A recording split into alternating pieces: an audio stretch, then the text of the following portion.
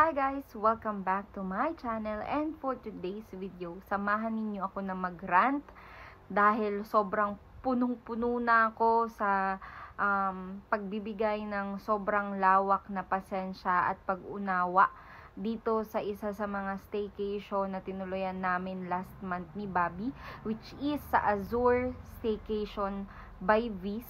That is Boracay, Unit 1212. We stayed there last month, noong June. I think it's June 23 up to 24. Ayan, so we stayed there. Alam kong popular itong Azure Staycation na ito, but since I thought na expensive itong place na to, it was really never my option to stay there. It so happens na when I searched sa Agoda, itong Agoda is parang a platform that enables you to find a place where to stay, and it has many offers, discounts, and so I was an OFW myself, I think 5 years ago, and I always make sure na Agoda yung ginagamit ko every time that I book a hotel, kasi reliable siya. Tapos so far, yung mga experience ko naman dun sa mga hotel accommodation na natuluyan ko exceeds my expectation to a place. So this time also, I chose Agoda.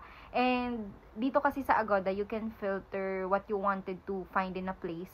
So, syempre, isa sa mga considerations na hinanap ko is a pet-friendly place or accommodation. And then next is of course yung aircon, yung wifi, yung kitchen and utensils, yung ganon. Para kasi ang plano namin kasi sana ni Bobby is hindi na kami lalabas, so we can cook na lang while staying in that hotel or accommodation. When I filtered that one, ang dami naman lumabas na option. Although medyo expensive talagang libo-libo yung naging price. Hanggang sa yon, nakita ko si Azure Staycation by Viz. Siyempre, clinic ko na yon, tinignan ko, maganda yung amenities, pet-friendly, may air condition, parang aesthetic yung view, Instagrammable, and I assumed na, siyempre, mas magiging okay yung stay namin doon ni Bobby since overnight stay lang naman kami and uuwi rin naman kami the next day.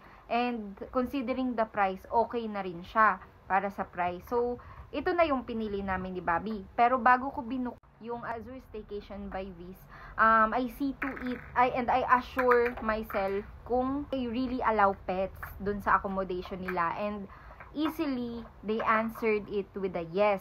It is a pet-friendly accommodation daw. So, given na inassure naman nila ako na okay lang na magdala ng pets, di binuko na. Since yun naman yung number one, parang hinahanap namin sa isang lugar. When I paid for the booking reservation, parang ang binayaran ko una is 2,800,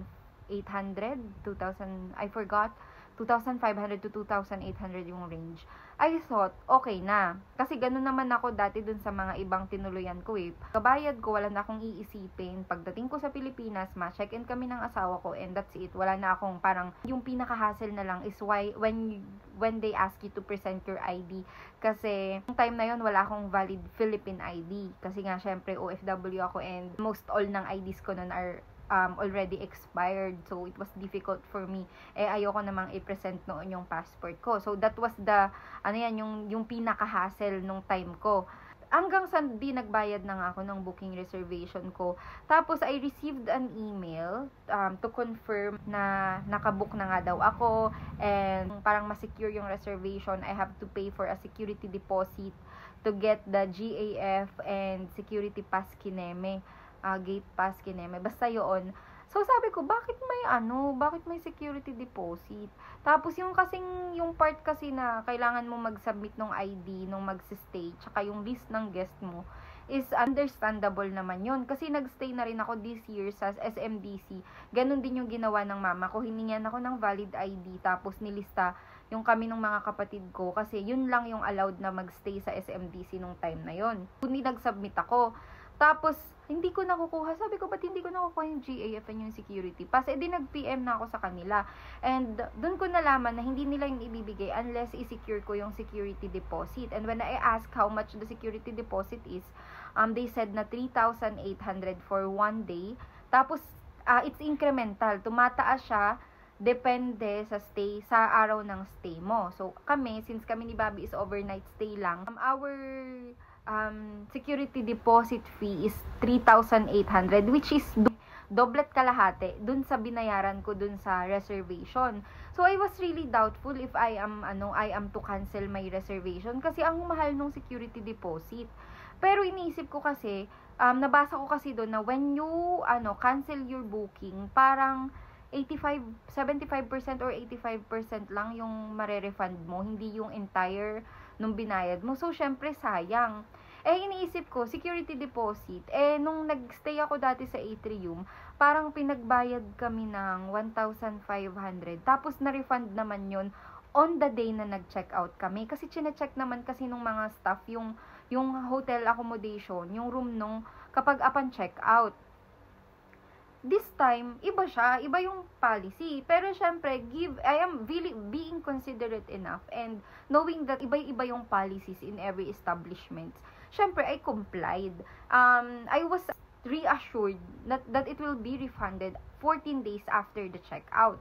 So, ang tagal nung time frame para i-refund nila yung security deposit. Imagine, overnight lang kaming magsistay, pero it will be refunded for 14 days. Pero syempre, given nga na considerate ako sa policies nga ng every unit, kasi syempre, alam ko na yung may-ari nun isn't around, meron lang silang mga staff na designated to check the place or to run the place or whatever. So, I was considerate enough to comply with whatever it is that they are implementing. So, ayun. So, upon check-out, wala akong complaint dun sa accommodation namin. Sobrang ganda talaga. It was clean, it was neat, it was Instagrammable, it's picturesque. And the place outside, yung wave pool, yung amenities, talagang maganda. Wala akong complaint dun. My complaint is with regards sa security deposit. Kasi I am expected to get my refund 14 days after. Sadly, it's been over a month, but I haven't heard anything from them. I tried to reach them through email, and even dun sa number ng Paymaya na pinagsendan ko ng security deposit ko, I am trying to call them, but no one's answering. And eventually, they are dropping the call, which is really disappointing. Kasi at least sana, meron man lang silang designated na tao na makausap para lang ma-assure ako na, okay, we are processing your payment. Pero wala akong naririnig up until now. I already submitted, as in, on the day ng checkout namin sa Azure, immediately, I submitted all the necessary requirements needed so I can finally claim the refund of my security deposit. Hanggang ngayon, imagine, nag-checkout kami ng June 24, 2024, and today is July 20, 2024. And it's almost a month, and up until now, I haven't heard from them. Ni magsabi na, we received your documents, na okay na ito, please wait for the update. Wala man lang, pero nung time na nagbubook ako sa kanila, ang bilis nilang mag-reply. Tapos ito pa, 'di ba? Isa sa naging consideration ko why I picked, bakit pinili namin ni Bobby yung Azure, is because they allow pets. Nung dumating, wala nang problema. I brought my fur baby with me. Ang mali ko naman is, hindi ako nag-double check sa Google, sa Facebook. Kasi I assumed na ano yung naka-publicize doon sa Agoda is yun yung talagang ini-implement ng property. So, I brought my fur baby there. Tapos, nung nag-check-in kami, ni Bobby, kasama na to si Riri, hindi na kami nakapag-check-in kasi hindi daw allowed yung pet. Sabi ko, bakit po hindi allowed? Sabi ko, nakalagay po doon na they allow pets. Tapos, pagdating ko doon, ang sabi nung concierge, they allow pets for for property owner only. Hindi allowed yung mga guests. Nag-a-allow daw sila ng pets kung ipapaalam sa unit owner, parang ipapa-register pa nila kung saan, papapicturan kung saan, and sobrang hassle. Na sana, kung ganun yung protocol, of course, gagawin ko yun. I mean, of course, i-comply ko kung if it's that is the policy and rules and regulation. Of course, i-comply ko yun kasi guest ako. I mean, I know my rights and I know theirs. So, if it's really their protocols, I should have complied, diba? Pero hindi. They reassured me that they allow pets. On the same day, that's the time na malalaman ko na hindi nila inaalaw yung pets. And what's worse is that I was trying to call them, walang sumasagot sa akin. Imagine, from Bicol pa ako, si Bobby from Saudi Arabia pa, parang magche-check-in kami so we can take some rest, umuulan pa nung time na yon. And dami-dami naming dala kasi syempre si Bobby dumating, ang dami niyang maleta, meron din akong gamit, may dala rin akong aso. So, yung hassle, so dapat magche-check-in kami ng 3. Sa awa ng Diyos, nakapasok kami sa unit 7 PM sa sobrang tagal nilang makausap or makontak. Tapos yung ibang mga unit owner na nga dun, parang sila na mismo yung nakikiusap dun sa concierge na paialaw na yung pet kasi mabait naman. Honestly speaking, mabait po talaga itong Riri girl ko, and potty trained ito, and hindi ito makulit. 100% as in. Sa dami ng place na dinalahan ko, hindi ito nagpasaway talaga. Of course, nirerespeto ko kung ano ang policy, kung ano ang protocols. Ang next choice ko is either i-cancel ko yung booking and maghanap kami ng panibagong Airbnb, or ipakuha ko si Riri dun sa mga kapatid ko, which is nasa Cavite lang. Pero ayaw kasi nung kapatid ko na pick up yung fur baby ko doon kasi ang hassle nga naman. Plus, ang hirap ibiyahe given na meron din siyang fur baby. So, okay. So, na-slash out ko na sa option ko. Napakuha ko sa kapatid ko. So, my next option is to cancel our booking or and look for a different place. Tapos, nakita ko that if I canceled my booking, sobrang hassle. So, yung booking reservation, hindi ko na siya makukuha 100% plus yung security deposit ko pa. So, wala akong choice. So, I have to stay. I have to stay. So, buti na lang, naisipan ko na probably there are pet shops na pwedeng pag-check-inan or pwedeng pa-confinean. Plano ko na itong ipa-confine, itong baby ko. Na pwedeng i-accommodate yung baby ko. So, yung fur baby ko. So, buti na lang, shout out sa Snow Pet Angels Hub. Sa Pasay City sila, kung hindi ako nagkakamali. They accommodated my fur baby. Even na ang lakas ng ulan and gabing-gabi na, they accommodated my fur baby. And shout out din sa Grab app kasi yung driver na na-book ko, considerate din siya. Hanapin ko kung sino yun. Anyway, considerate siya, and kahit na yung aso ko lang yung ipapadala ko sa Snow Pet Angels, tinanggap niya pa rin kahit na takot siya doon sa aso. Pero na-deliver niya in short yung fur baby ko ng maayos. So, shout out sa Snow Pet Angels. Hulog kayo ng langit. Angel talaga kayo. And sa Grab, sobrang considerate kayo. 100. Except sa Azure na nagraran ng unit 1212 sa Boracay. Sobrang disappointed ako sa inyo. Disclaimer, walang nagbayad sa akin para gumawa ng video na ito. It is my right to at least use this platform para mabuksan ang kaisipan ng mga nagpaplano na mag-book din sa lugar na ito. So, ipoprovide ko naman dito sa ibaba, or I think dito, ibabackground ko na lang yung information ng booking reservation namin and all, and the videos and pictures and all.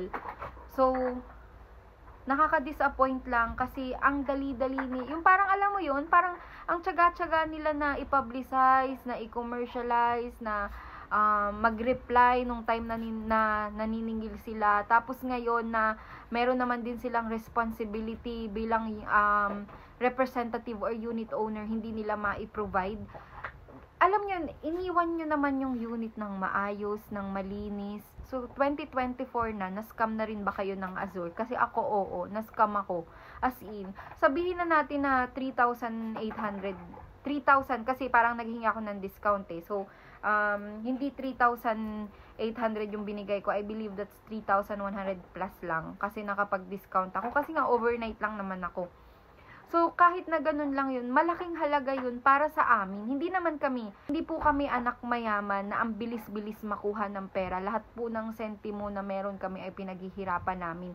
So, kung gusto ninyong mang-scam, wag na lang po sa amin. Meron kayong negosyo, bakit hindi nyo na lang ipamalakad yun ng maayos para kumita kayo? Kasi kami po ay limitado rin po ang meron kami at kailangan po namin yan. sobrang nakaka-disappoint na wala akong matawagan sa inyo. I tried to email, kahit nga yung iba ng unit, yung Maldives, I believe, parang na-email ko na rin yun, and nagpapasapasahan kayo sa Agoda, sa Azur, walang makapagsagot kung ano ng plano ninyo sa refund. 'Di ba? Kumpara naman dun sa nire-refund ko, yung kinikita ninyo sa araw-araw, sana naman maisip ninyo yun. Tapos, meron akong nakausap, sa kaka-email ko, meron parang nag-butt in dun sa email, parang hindi ko kasi gets yung mga Gmail, hindi ko siya gamay. Parang merong lumusot dun na parang tao na rin siya, na nagtatry din siya na i-refund yung security deposit niya, tapos hindi pa rin nare-refund. And sabi niya, may nagsagot sa kanya, ito, i-attach ko na lang dito sa itaas, i-screenshot ko yan mamaya. May nagsagot sa kanya, yung kausap niya pa ang nagalit na email ng email sa kanila. Na, of course, kung ako rin, aaraw-arawin ko talaga sila kasi hindi mo mapupulot, dear, ang 3,000. Buti sana kung kumikita ka na dito sa YouTube, charis. 'Di ba? Parang nakaka-disappoint lang. Parang sinisira ninyo yung sinisira ninyo yung company ninyo, yung property ninyo over sa ganitong kaliit na halaga. Nakikitain nyo naman sa dami ng guest, Filipino, locals man, or even sa mga foreigners. Hamakin nyo yan. Nangi-scam kayo. That is scam. So kayo, kung kayo first time ninyo at naghahanap kayo ng review sa Azur, eto, panoorin po ninyo. Kung ayaw ninyong ma-scam. Siguro yung ibang unit owner dyan is hindi naman kasing irresponsible ng kausap ko. Pero mostly kasi nang napapanood ko ngayon, even sa Maldives, even sa ibang sobrang disappointed sila. Ako, disappointed ako sa security deposit Pero dun sa amenities, wala akong problema. Isa pa sa mga scam na nakuha ko is that, parang dito sa Agoda, sa Agoda application, makikita mo na yung pool, parang meron sa pool, meron sa air conditioning, merong wifi, merong basta kung ano-ano. Pero, pag nakapag-book ka na, pag nakabayad ka na ng security deposit, may panibagong email na naman sila. Number 1, yung kuryente, prepaid siya. Pag naubusan ka ng kuryente, halimbawa nag-brown out, kailangan mong mag-reload ng panibago. Magre-reload ka sa 7-Eleven or kung saan ka pwedeng mag-reload.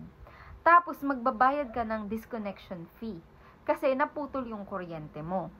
'Di ba? So kung ikaw magi-stay ka dun, pag-iisipan mo pa baka biglang mag-brown out, baka magdadalawang isip ka na gamitin yung heater, yung TV, yung heater sa CR, yung TV, kasi baka biglang mag-brown out, magbabayad ka pa ng disconnection fee na 500. Yung kitchen may bayad. Yung utensils may bayad. Wala silang free na towel kasi may bayad. Yung toiletries na pinoprovide kasi may bayad. So, kada galaw mo, may bayad. Yung wifi, syempre, yung wifi kasi is, naman yan low consumption lang naman yan sa energy. Pero yung air conditioning kasi is, syempre, kailangan mo yun kasi sobrang init, 'di ba? Buti na lang nung magstay kami ni Bobby, hindi naman nag-brown out. Tapos, yun nga lang, sobrang lungkot ko kasi I brought Riri with me sa Manila so that she could meet Ai and we could stay with her sa accommodation. I know sa mga fur mommies out there, naiintindihan nyo yung point ko. Pero if you are planning to bring your fur baby and mag-Airbnb kayo or hotel or whatever accommodation yan, lagi ninyong i-verify if they allow pets, and I suggest na i-check ninyo sa Google kasi sa Agoda nagtanong ako if they allow pets, sabi ng unit owner yes daw, sabi ng Agoda yes din, so I assumed na yes. Ang mali ko, hindi ako nag-check sa Facebook or sa Google kung ganun talaga ang policy, only to find out na allowed lang ang pets sa Azur kapag unit owner ka. Guest ako, so hindi pa ko pwedeng dalahin si Riri girl.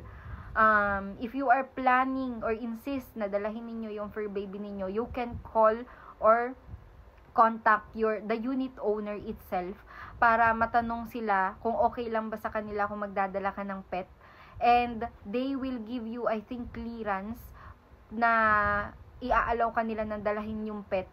Tapos, i-guide na nila kayo kung ano yung mga step-by-step procedure para madala ninyo yung fur baby ninyo na walang problema. Kasi pagpunta ko naman doon, meron naman talagang mga pets doon, pero I assume na yung mga yun is unit owner or property owner sila. Kaya allowed sila magdala ng pets and cats.